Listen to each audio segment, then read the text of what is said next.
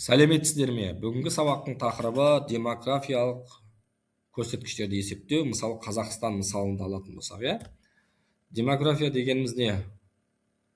Бұл демография халық санының құрылымының және оның өзгеру динамикасын зерттейтін маңызды ғылым саласы. Бұл сала қоғамның дамуы мен болашағын анықтайтын негізгі факторлардың бірі.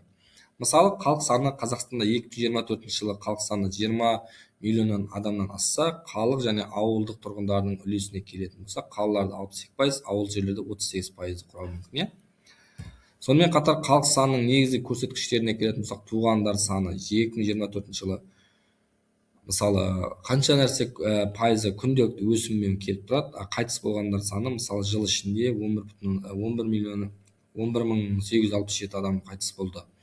Осы сияқты мынада 39.300 нәресте дүниеге келетін болса, мынада 11 мың адам қайтыс болып тұр, азаюына әсер етті. Яғни табиғи өсім тірі туғандар мен қайтыс болғандардың айырмасында 19.800 443 адамды құрайды. Бұл халықтың табиғи өсімін көрсетеді. Көшіп қону көрсеткіштеріне келетін болсақ, мысалы 22.955 адам Қазақстанға көшіп келді. Бұл сан елдің тартымдылығын көрсетеді. Ал 11.259 адам елден кетсе, көшіп қону үдерісін талдау маңызды болады. Көшіп қону айырмасына келетін болсақ, 11.696 адамға оң көрсеткіш халық өсіміне айтарлықтай ықпал етеді. Елге келгендер саны кеткендерден артық болып саналады. Демографиялық көрсеткіштерді есептеу формулалары: халық санының өзгеру. Халық санының өзгеру табиғи өсім, көшіп қону айырмасы және табиғи өсім. Табиғи өсім тірі туғандар, қайтыс болғандар. Бұл формула халықтың табиғи динамикасы көрсетеді. Көшіп қону айырмасы келгендер, кеткендер. Бұл көрсеткіш сыртқы көшіп қонудың халық санына әсерін бағалайды. Жыныстық және жас құрылымға келетін болсақ, ерлер саны 49%, әйелдер саны 51%-ды құрайды. Еңбекке жарамды жастағы халықтың демографиялық жүктемесіне келетін болсақ, әрбір мың еңбекке жарамды адамға 747,69 адамнан келеді.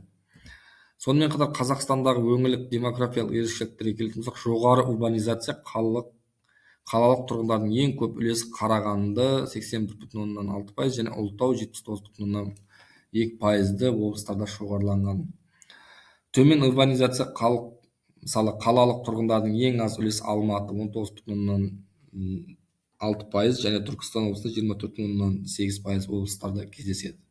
Ауылдық аймақтар, ауылдық жерлерде халықтың тығыздығы мен құрылымы әр аймақта әртүрлі. Бұл әлеуметтік экономикалық дамуға әсер етеді. Демографиялық көрсеткіштердің әлеуметтік экономикалық маңызы: еңбек нарығы, білім беру, денсаулық сақтау, жұмыссыздық деңгейін анықтайды. Қазақстандағы демографиялық статистиканы жинау және өңдеу ұлттық статистика бюросы заңнамалық база электрондық есеп беру болып саналады.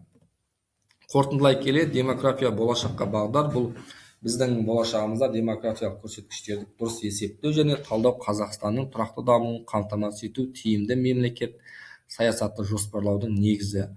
Халық саны мен құрылымының өзгеру елдің әлеуметтік, экономикалық және мәдени өміріне тікелей әсер етеді.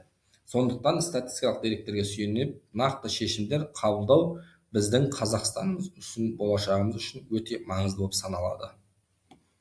Бүгінгі сабақта нақты демографиялық болашақ жайында нақты талдайтын боламыз.